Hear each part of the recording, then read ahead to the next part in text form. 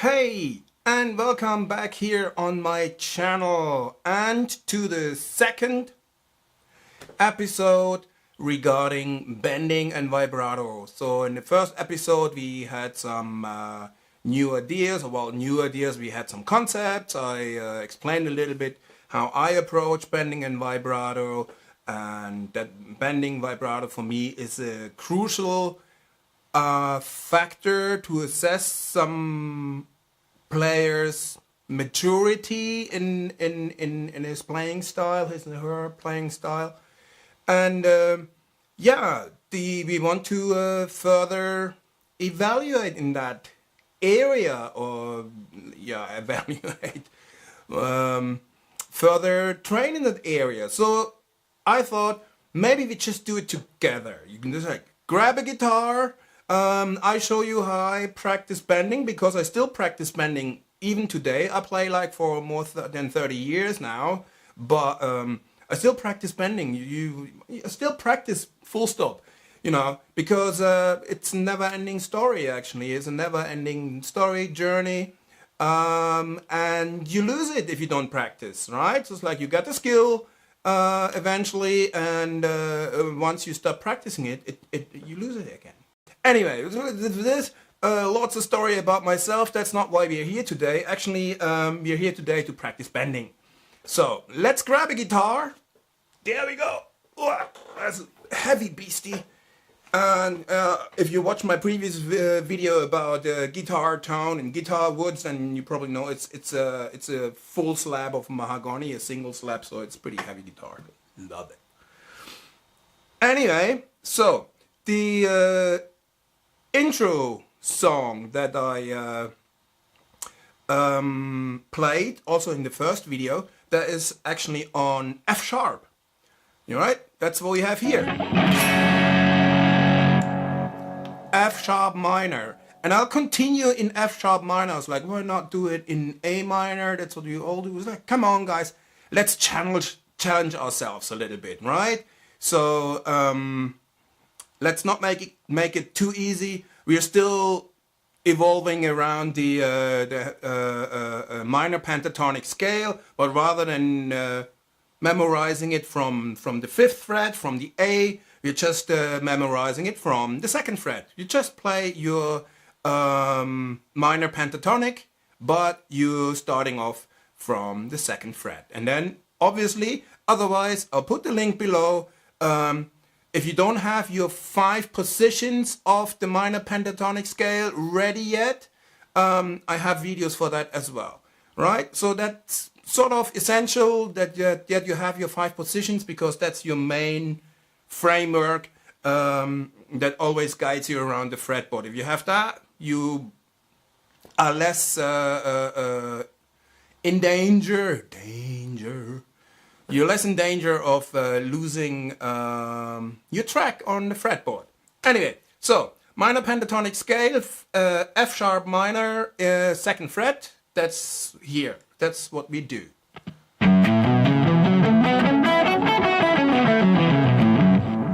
Goody. Okay, so in that track, actually, I start off with a bend on the 7th fret on the high E string. Right, and I'm bending up actually to the note 2 frets higher. Actually, that's here.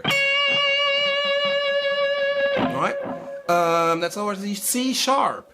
Right, so and that's how you best practice bending if you're if you're starting out. Right, so pick the note that you want to reach first, and then bend it there. Another one. Pick it, and now bend it. As I said in the first episode, train your ears. Right? Good. So, another thing with bending is very crucial if you want to play really emotional, like from the heart. Yeah. What you should do is think of how you get back down. Right? So you're up. How are you going down? Slow, or you like quick. for example, or you let the tone die halfway through, which I do a lot. If you listen to the stuff that I'm posting, you probably noticed that. It's like something like that. So we're up and halfway down. Alright? So I let it die. The same thing you can do when you go up. Right? Bending up, and then just when you've reached the correct pitch, let it die. Yeah, gives an extra. Think of it, especially when you're bending, as if you're talking, right? So you also talk when you have short syllables, you have long syllables, you have consonants, you have vowels, that are usually maybe pronounced a bit longer, or you let them vibrate or something.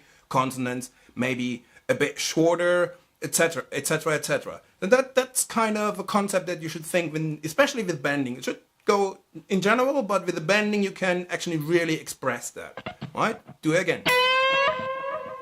Right? Let it die. And now down. Right? Up. And I usually let it die with the palm. I mute it. Simply. Right?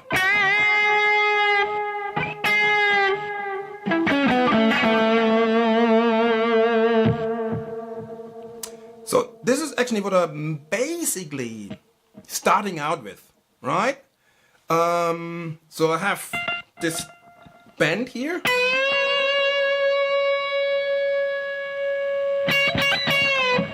That's what I'm doing. I pick it another 2 times before I let it drop and then die halfway. Alright? Give it like crying kind of thing, feel. Right? Yeah? Take your time. Right? Listen. Let it drop. Right? Let it die. You can also like just like lift the finger slightly. Well, keep in touch with the string and then just lift the finger a little bit, but yeah, you see it's always like if you really want to let it die sharply, like mute it, then use your palm. It's probably easier. Alright? So that's the beginning, the infant sequence, and then I go up and let it die again by going up. Look.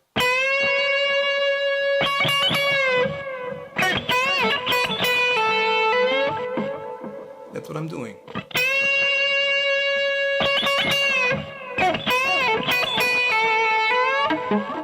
Yeah, that's how I'm starting out.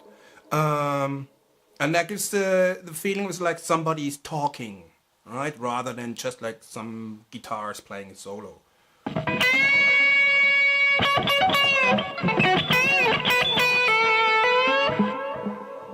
So what I'm actually doing here, but that's not the thing today. What I'm doing is actually I'm sliding, but it's like, yeah.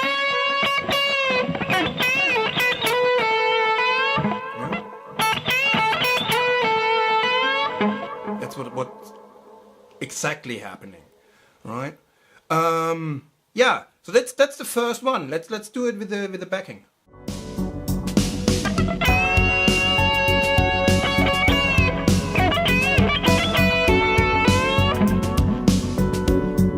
Another one.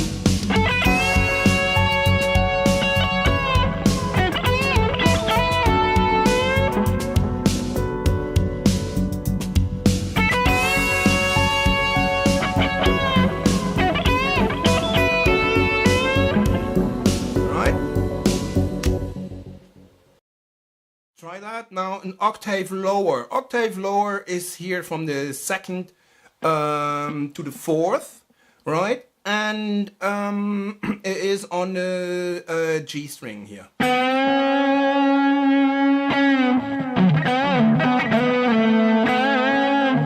Yeah. Interesting here. I'll point it out. What I've just done now is I would call it a double bend, right? Bending to the same note, just twice in a row.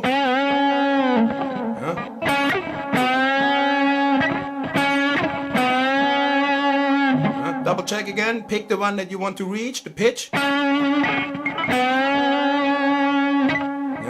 then do a double bend.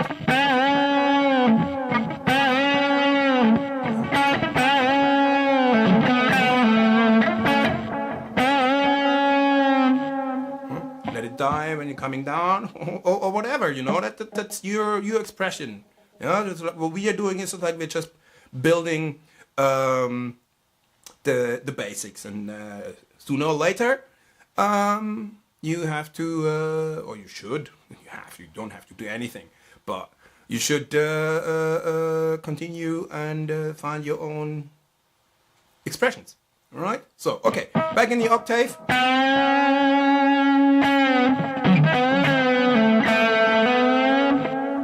Yeah. Alrighty.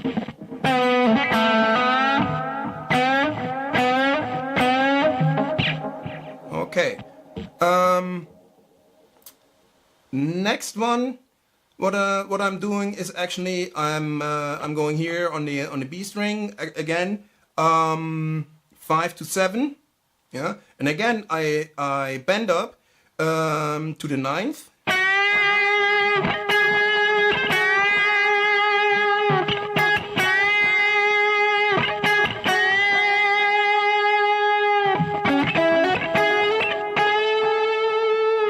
And that's the tricky one, yeah. The first one is clear. It's like it's a full tone step bend, yeah. And the next one is actually a half step bend, and that is a bit tricky, especially if you do them close after the other, because in your head and also your fingers still want to push up to the full step, and now you have to do a half step. So this is a good one to practice.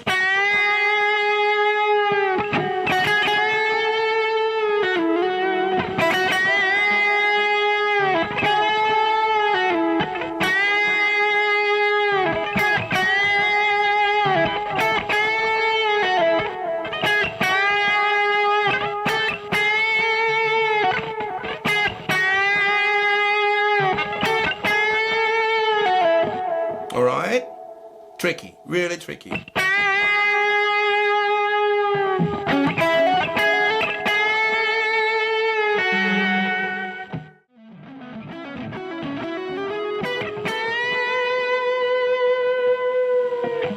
And here, with the little run up, I'm bending with the middle finger. That's what I also introduced or mentioned in the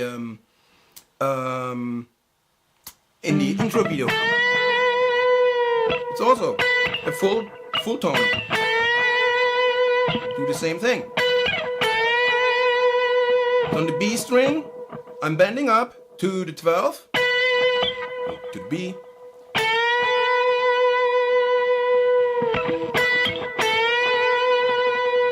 And then I grab with the middle finger on the 10th fret and bend it right there.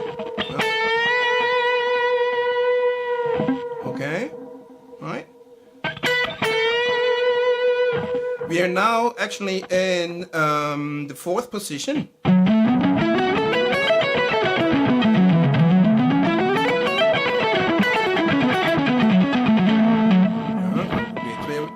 That's where we're coming in.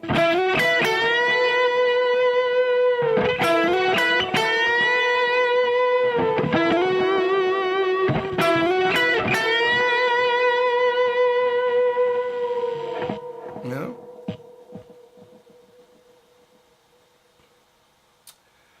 The next one, I play the same line again, but the second one, I'm going down.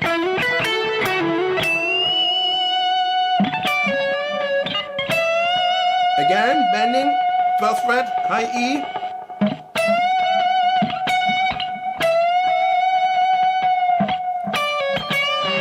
Yeah, and then I'm going down.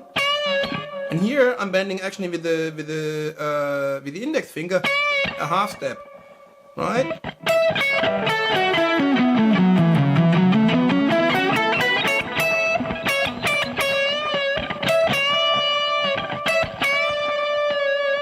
what's happening. That's what's happening actually.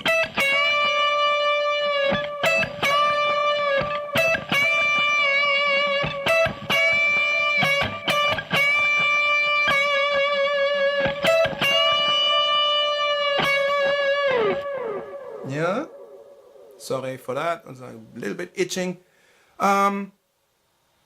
Yeah, that is basically the main bands that I use in that specific solo in the intro song or in the intro clip. Next one that I really like and that I also use a whole lot is for example a half tone step, and then let it stay there, and then go even higher, another half tone step. What did I just say? Full tone step, right? Full tone step here, full tone step here, right? And then add even another half tone step on top. Now that's another one. You know your damping technique. You have to work as well so that as less sound as possible. So back to the another band that I wanted to show you. Another one.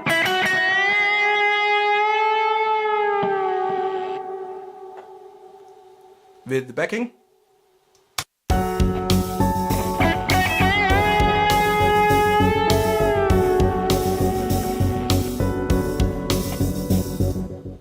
Beautiful, isn't it? Another one.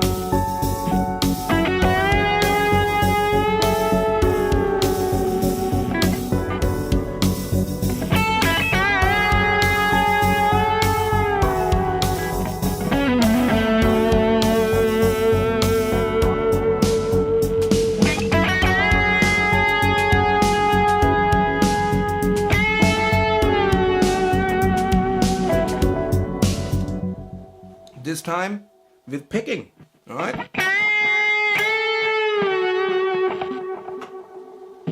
Yeah, also an option. Or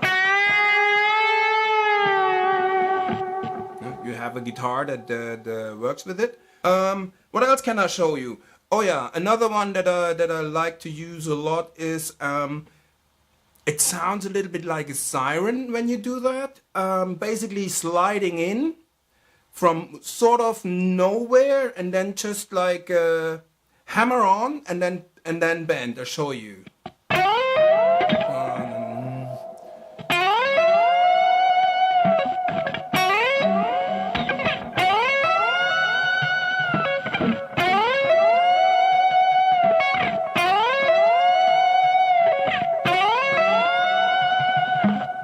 With the backing.